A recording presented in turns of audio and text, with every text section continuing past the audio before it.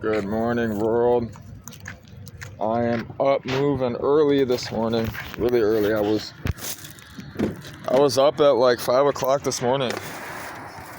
I stayed at some apartment complex, slept in my car. Kept on waking up, dude. I was fucking cold as fuck last night. And I took off my shoes and my socks. You know, it feels good to take your shoes off after been, working all day. And my fucking feet were cold all morning. I didn't want to go get a blanket, so I fucking reached back here, covered up with a fucking hoodie. And I went and washed my car. I went to this I didn't find it. I knew about this car wash in Van Born. The last time I went there, years ago, it was amazing. Like, the power washer, when you turned it on, it like pushed you back. Like, you had to like embrace it, and it was still the same way. And I cleaned the car really, really, really well today. I'm happy how it came out. It looks good. So I went to go get a storage unit. I've been driving around figuring out what I want to do, which one I want to get. Well, I decided to go with an outdoor storage unit, which I mentioned reason why. The ones indoors are easy to steal from. The ones outdoors, obviously you can steal just as easy, but the place that I'm going to is more secure. It's outside, and I have a gate, a pin, and I have access to it 24 hours a day, 7 days a week. There's no time limit or anything like that. I can stay in there all day if I wanted to. There's power. They even actually let you do business outside of the storage unit. They allow you to plug in, like, actual shops and stuff. They don't mind.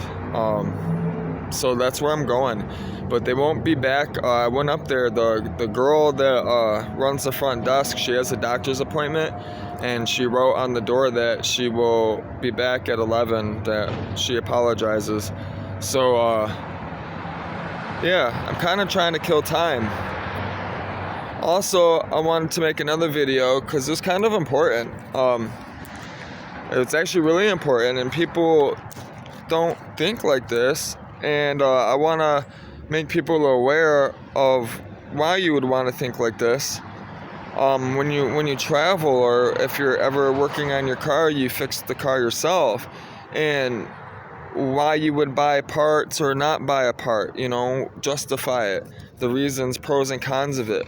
So on Rock Auto, I can get a starter for a lot cheaper than what I just paid, which is, let's see. Well, actually, that's not it. I'm about to be paying $180 for a starter.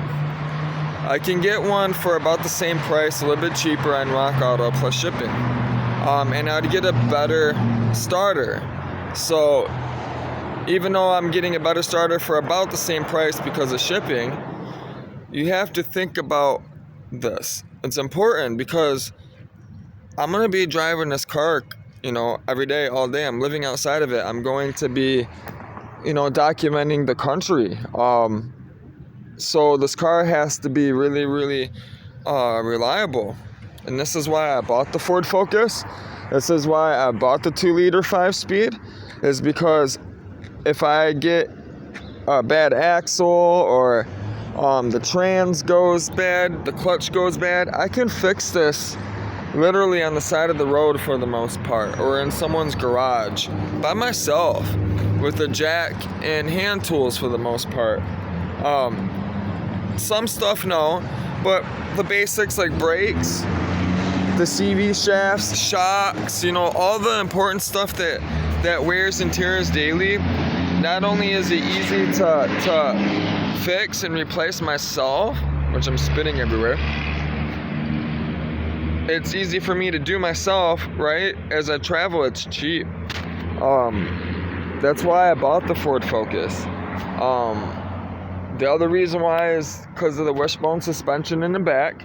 It's front wheel drive, which means it'd be good in snow. It's not the greatest for track, for racing or anything like that, but it can handle it. It carries itself. And the reason why I also went with this car specifically is it had the 2-liter with the supercharger. It didn't have the 2.3, which is a garbage motor. It's junk. I would never buy that Focus with that motor with the 2.3. I don't care for it. I'm not saying the 2.3 is not a good motor. In a sense, overall motor, it is. That's why they updated it. You know what I mean? They put them in there. It's a decent motor for an everyday car for just a regular person. But my style and how I drive and who I am and the purpose of the vehicle, that wouldn't do it. It wouldn't hold up. It wouldn't be able to take the abuse. So this is why when I seen this car and how it was built, I had to have it. It's a very special car, actually. It even has the RS tags in the door, and the RS. It has the RS trans in it. It's a very, very special car. And the reason why I also went with the Ford Focus was this car was really, really designed in the for the European market, for the world class overall. So the car was designed to be very, very small and nimble and handle really, really well because of the roads, the streets in England and Britain. In Europe, they're small. A lot smaller than what we're used to in the States, in the United States, over here on the other side of the ocean, the Atlantic. So this car was designed, a lot of money was dumped into research and design for this car. And Ford attempted it 3 times. They attempted it with the Ford Mondeo. They attempted it with the Ford Escort, which they ended up with 2 separate cars in the end. They had a European, style trim in a sense vehicle, and then they had a American style version, a United States version, North American version, which they wanted to go again because they failed in a sense overall, their goal, and they were successful with this one. It was a hit. Not only was it a hit, everyone loved the car. It looked good. It performed really, really well, man. I can actually turn around in a street, like turn back up and go in a street and not have no problem. I can't do that in any other car. The turning radius in other vehicles it don't have it. The way in the body, the chassis, it's rigid. And that's another reason why I went with this car as well, is it didn't have a moonroof, which I just noticed there's a dent on top of my roof right here, which I never noticed before. I'm gonna have to get that out. But the reason why I wanted this too is because it didn't have a moonroof, which means the car was super light, it's rigid, it's strong, and I don't have to ever worry about leaks on the top. Every moonroof I ever had, every car I've ever had that's been aged, around 20 years or older, it has problems with the roof, especially convertibles. I've owned many convertibles over the years. I own one now, a 93 Mustang. So the reason I had to have it too was the research and design.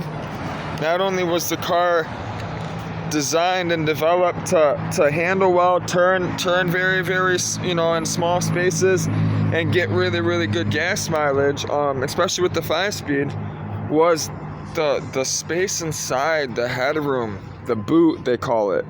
There's more headroom in this car and more feet room than in a Corvette or a Mustang, or any other car really.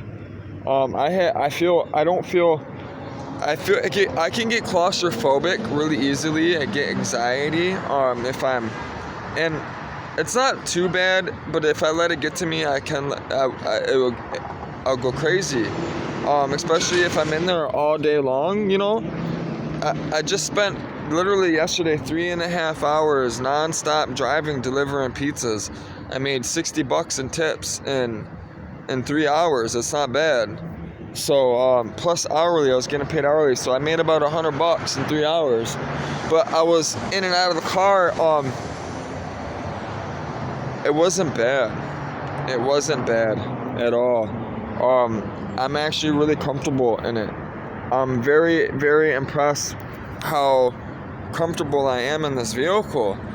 And that's why I've been doing the research for years. I always knew I was going to end up with either a wagon or a hatchback for this purpose, for this drive, for these documentaries, for traveling the country.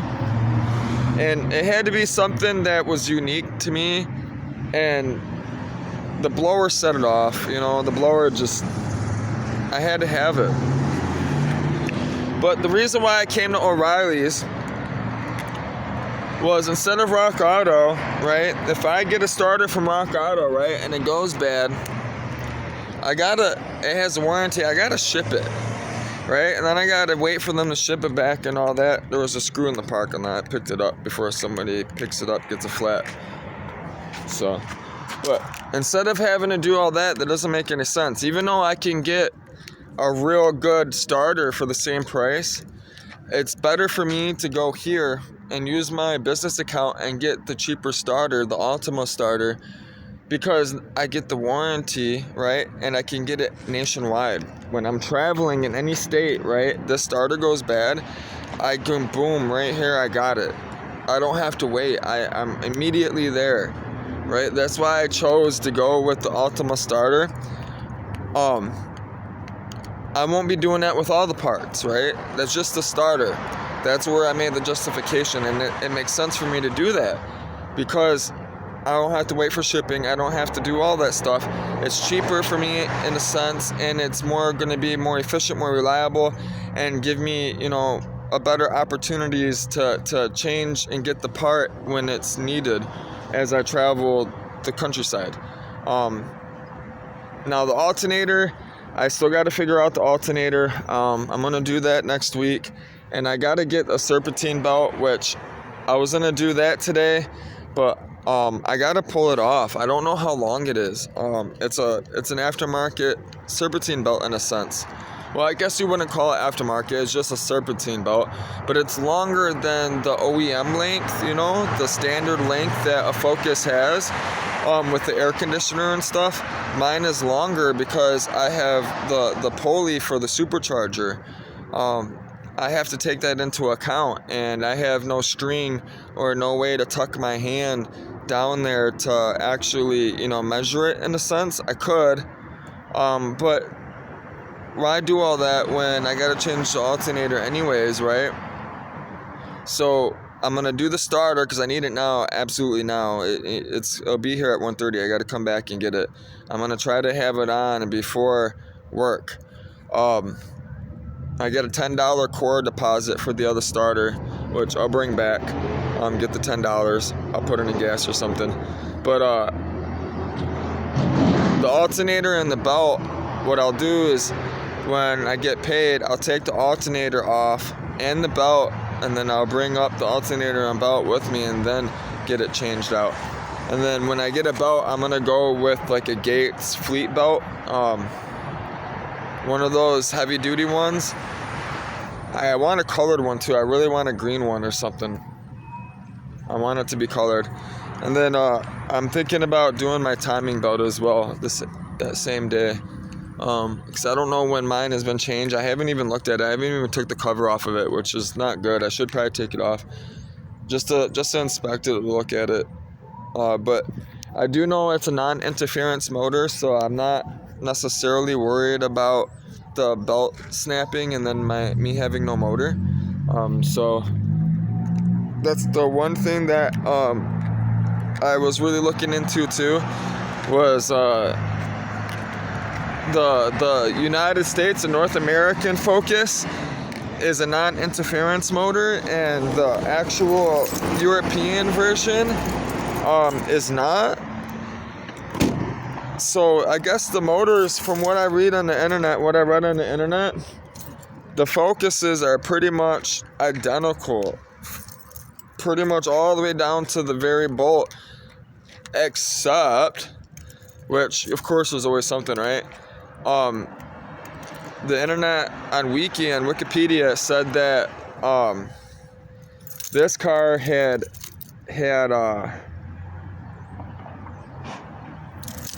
oh my God, the Pistons the Pistons were different. They were actually forged, and they had the snap-in rings or whatever. The European, they actually had cast iron ones, which supposedly, I guess the European version is more efficient by 1-2%, but it's prone to the iron pistons, where they connect to the rods. I forget what they called it, the name of it. I'm having a brain fart right now. They're just different from that. Other than that, it's pretty much the same, they said. Exactly down to that, and just those two things. The interference thing and then the piston thing. And it makes sense that the North American version, they wanted to go with a non-interference, and they wanted to go with the stronger piston setup. And what's funny is, if you read Wikipedia, it says that the European motors, they're prone to have failures because they didn't go with the stronger piston. And then you got to worry about clapping your motor when the belt goes. So, but I'm about to I bought some Rain-X. That's another thing too. Rain-X is a godsend, man. If you have a windshield, right, and you live in a rainy area, these are not good enough alone, man. I'm telling you. You can Rain-X your windshield. You don't even need these. Once you Rain-X the windshield, you treat the windshield, it will never, listen, the water just beads and rolls right off. You got to do it every once in a while. You got to use this stuff right here, man. Water repellent. You got to. Glass water repellent. You have to. It's the best stuff. I had a lowrider truck for a minute, and the wipers didn't work. And I would have to, the motor kept on going bad all the time. All the time it would go bad. And I'd have to reach out over the windshield, use my arm, and move the wiper. I got tired of it, man, and I bought a thing of Rain-X, and I applied it, and let me tell you, I never had to use the wiper, ever. I applied the wiper. I put the Rain-X on that windshield on that truck. It was fine. I never had to use the wiper. I never replaced the motor. I ended up driving the truck like that, the way it was, and selling it just like that. So I kept the bottle of Rain-X behind the seat. Just used it once a week. Just wiped down the windshield. Good to go. So it lasts longer than that, but because I didn't have the motor, I kept it like that, so I never had to worry about it. So that's what I'm about to do. And shine the tires, and then I'm gonna go feed my cat, because I gotta kill time till 11 and go get the storage unit. So hope y'all take care. God bless you all. Enjoy the day. It's beautiful.